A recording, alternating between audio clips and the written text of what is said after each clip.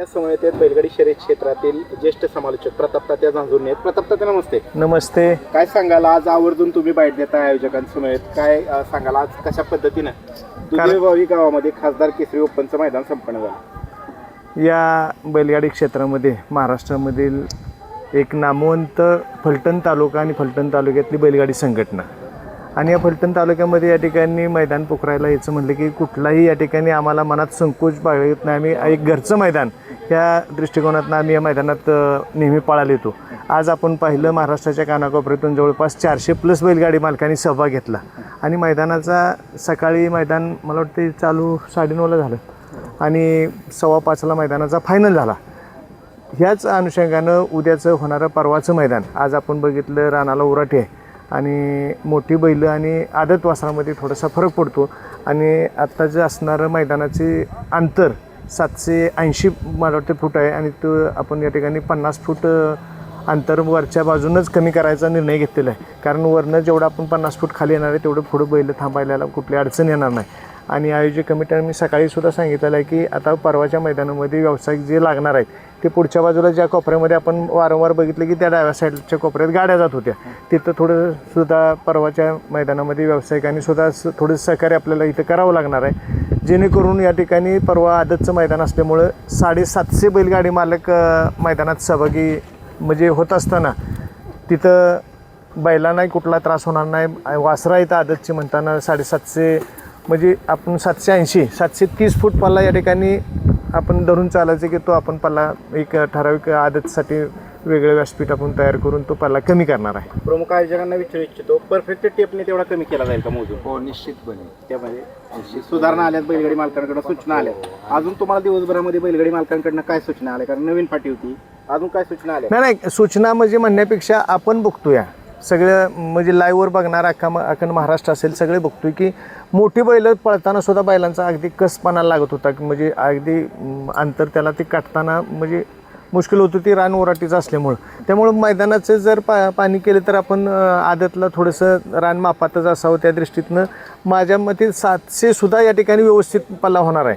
अगदी कुठलीही अडचण येणार नाही. परंतु 730 आपण 50 फूट कमी करून 730 फूट. कारण बैलगाडी मालक लक्षात घ्या आपण बाईट यासाठी टाकतोय मैदान सगळ्यांना माहिती आहे की 1 तारखेला आहे. फक्त आत्ता आज जे पळालेले बैल मालक आहेत ते काय म्हणणार की पल्ला जास्त आहे बैला वासरांना मग रान निघणार नाही, ओराटीचं रान आहे. त्यामुळं थोडंसं आत्ताच निर्णय ह्यासाठी घेऊन बाईटमध्ये सांगितलं जाते की रान आम्ही थोडंसं कमी करतोय 50 फूट कमी करतोय अजूनही.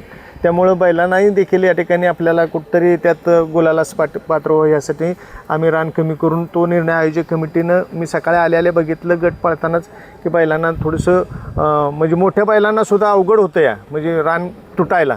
त्यामुळं आदतला थोडंसं कमी केलं तर निश्चितपणे ह्यामध्ये जास्तीत जास्त संख्येनं आदत सहभागी होतील आणि या मैदानाची शोभा निश्चितपणे वाढली जाईल. कारण मैदान फलटण तालुक्यातलं आहे आणि फलटण तालुक्यातलं मैदान माझ्या माहितीप्रमाणे आजही एकही मैदान अजूनपर्यंत फ्लॉप गेलेलं नाही की मैदान कमी भरलं तिथं गाड्याच आल्या नाहीत. कारण इथं पारदर्शकता आहे, निकालामध्ये कुठल्याही बैल मालकावर अन्याय होत नाही आणि शिस्तबद्ध एकूण सगळे 100% मार्क्स द्यावे असं हे फलटण तालुका बैलगाडी संघटना आहे आणि त्यांच्या सहकार्यामुळं मैदान हे सुंदर असे पार पाडतायत. हे झालं पल्ल्याच्या संदर्भात, पण इतर दिवसभरामध्ये तुम्हाला काय सूचना आल्या का बैलगाडी मालकांच्या? इतर नाही सूचना म्हणाल तर फक्त पुढं जे आज सगळे व्यावसायिक लागले समजा समोरच्या बाजूला काही जणांनी बैलं बांधली पिकअप लावल्या थोडंसं आपणच आपली बैलं पळणार आहे.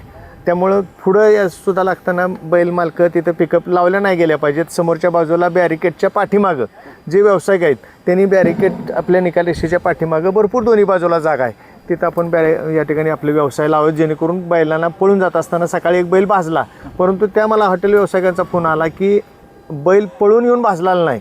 बैल तो मालक बैल तापवत होता, गरम करत होता, तो बैल उसळून माझ्या हॉटेलकडे आला म्हणून तो बैल भाजलेला आहे. त्यात माझी चूक नाही किंवा हे नाही. त्यामुळं बैल मालकांनी सुद्धा आपल्या बैलाची काळजी घेत असताना अपघात होणार नाही याची काळजी 100% घेतली पाहिजे. तर मित्रांनो ही होती दिनांक 1 जून रोजी संपन्न होणाऱ्या आमदार केसरी आदत मैदानाच्या संदर्भातली महत्त्वाची बाईट.